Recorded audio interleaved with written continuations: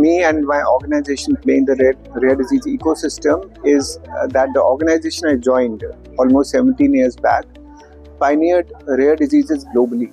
The organization's name is Genzyme, which later on became a part of Sanofi. And I've been working in India in the rare disease space for almost 17 years now. And incidentally, I'm myself a rare disease patient.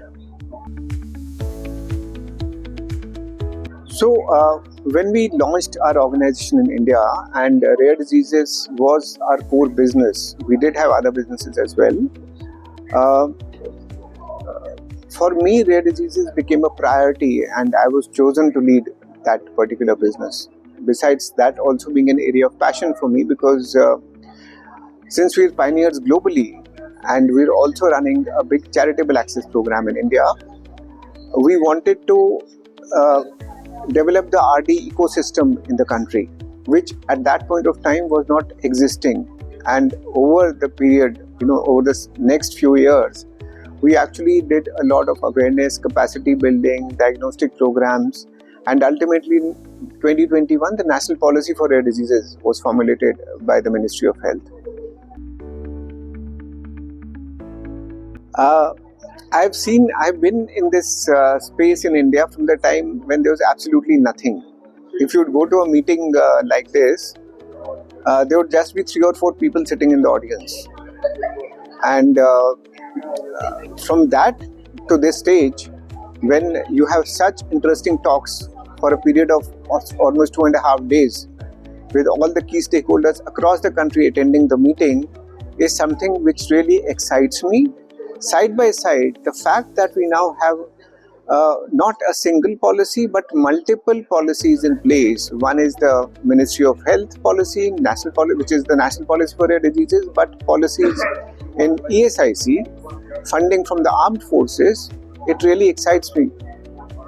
But what concerns me here also is that there are certain areas that need to get addressed, and from a patient point of view, these need to be addressed very quickly. For example, the funding cap which is there.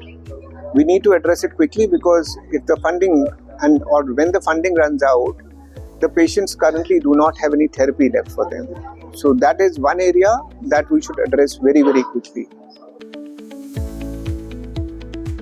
This summit is a great opportunity to learn from recent trends, not only in India, because the Indian trends, quite a few of the trends in India are known to us, but from what is happening in other parts of the world, especially the US, and how are the different challenges or opportunities being addressed right now. So it's an opportunity for us to learn in India. And a point which the Honorable Minister brought out, which I found a very good point, was that there could be an academic exchange.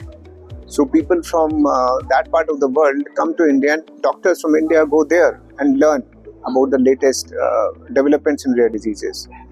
And that is one of the key reasons I chose to come here for 3 days, so that we learn. There are new learnings for us. So one is, of course, Harsha has these working groups.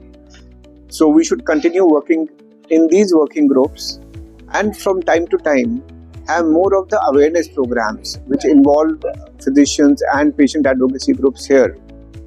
For example, the Rare Disease Day, which is coming up in February. That is when the next program can be done, even if it has to be done virtually or it has to be a hybrid event. Go ahead with that.